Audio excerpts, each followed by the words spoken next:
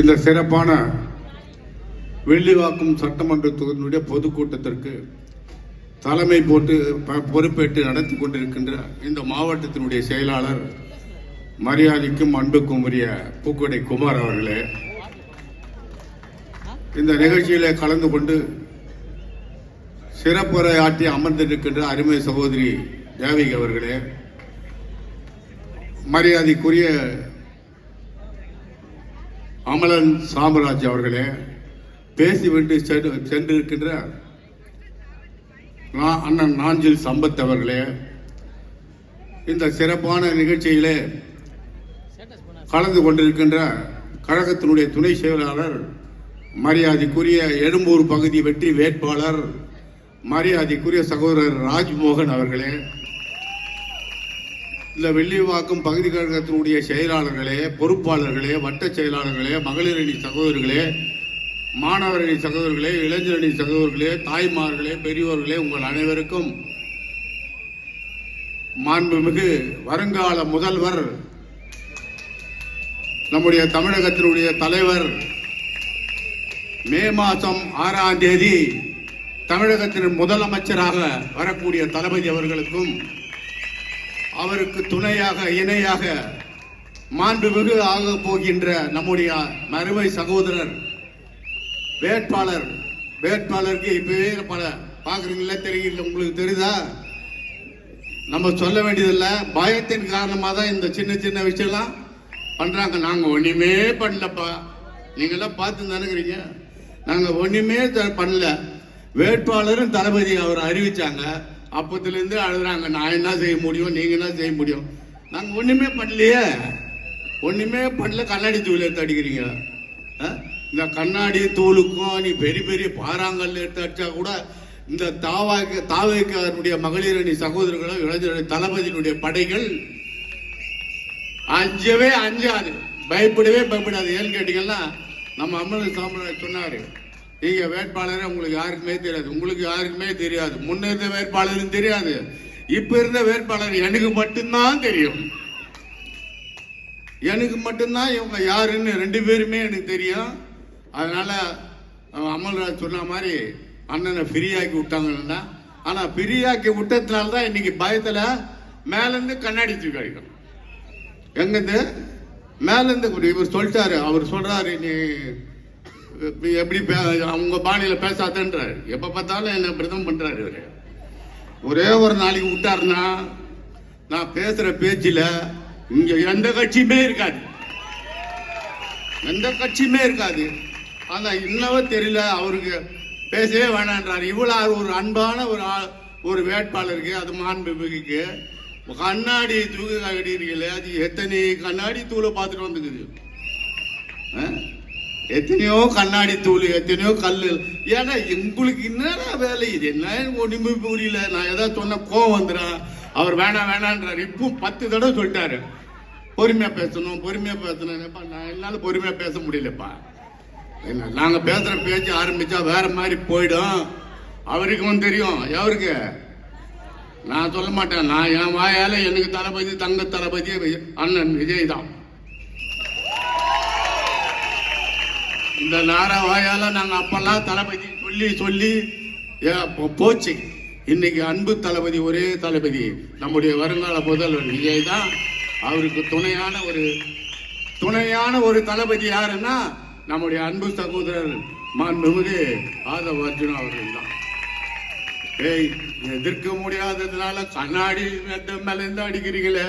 என் சகோதரி தேவி கூப்பிட்டது இல்ல, சாமாத்தின் தான் வாங்க,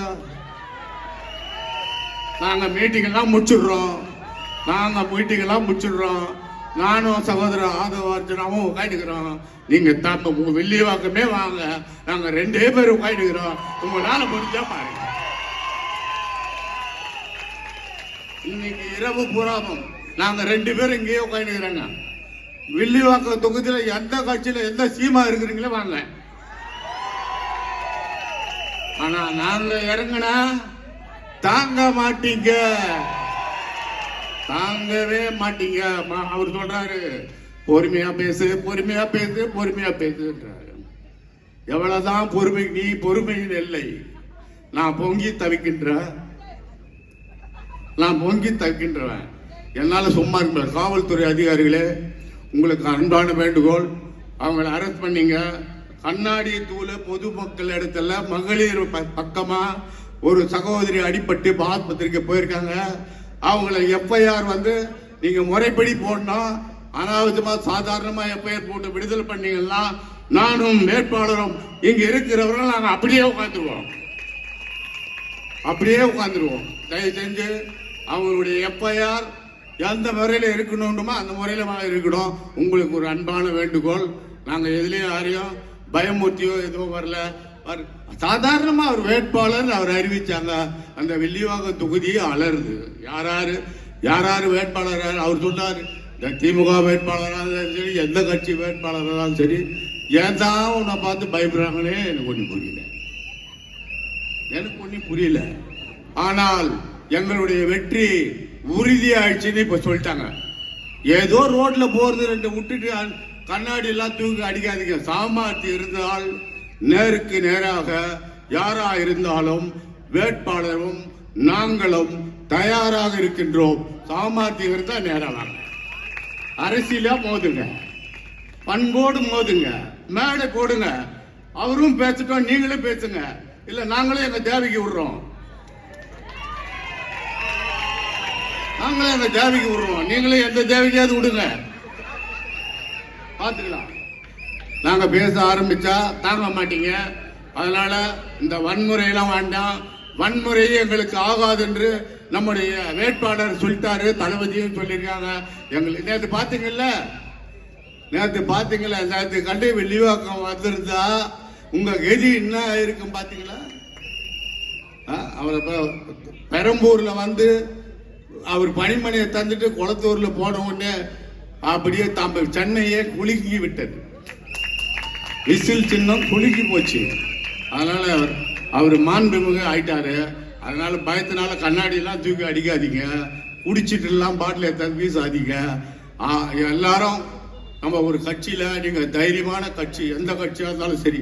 நான் உங்களெல்லாம் ஒரு கட்சியாவே நினைக்கல. ஏன்னா நான் அங்க இருந்தவன். அவர் சொன்ன மாதிரி அங்க இருந்து குளிச்சுட்டு தான் நான் இங்க வந்திருக்கேன். சுத்தமா தான் இங்க வந்திருக்கேன். அதனால எல்லா கதையும் உங்க கதை பூராவும் எனக்கு தெரியும். உங்கெல்லாம் நீங்க வேற எங்கன்னா இதெல்லாம் வச்சுக்கங்க, இங்க வேண்டாம். சும்மா இதுக்கு சாம்பல் விட்டு பாக்குறீங்க. நாங்க சாம்பல் விட்டீங்கன்னா தாங்க மாட்டீங்க.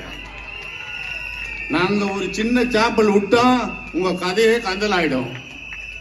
அதனால இன்றையோட இந்த கண்ணாடி வீத்துறது, இதை வீத்துறது, குடிச்சிட்டு பாட்டில் அடிக்கிறது, இந்த வேலையெல்லாம் விட்டுடுங்க.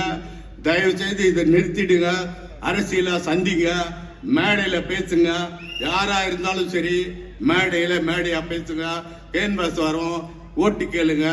மக்களிடத்தில் உங்கள் வாக்கு கேளுங்க. எங்கள் வாக்கில் நாங்கள் கேட்கிறோம்.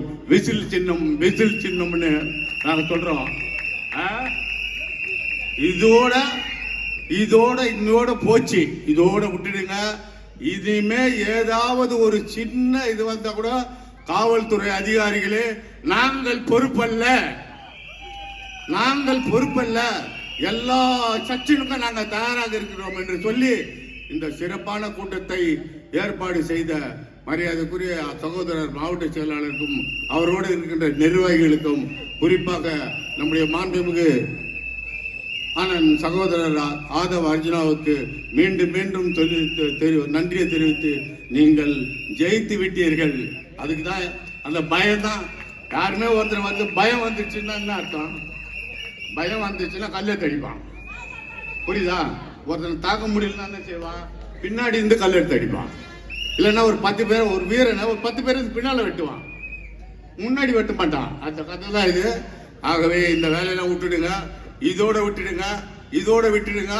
நாங்கள் ஆரம்பித்தால் தாங்க மாட்டீர்கள் என்று சொல்லி, விசில் சின்னத்துக்கு வாக்களிகள் என்று சொல்லி, வருங்கால நம்முடைய முதல்வருக்கு வாழ்த்து சொல்லி விடைபெறுகிறேன். நன்றி, வணக்கம்.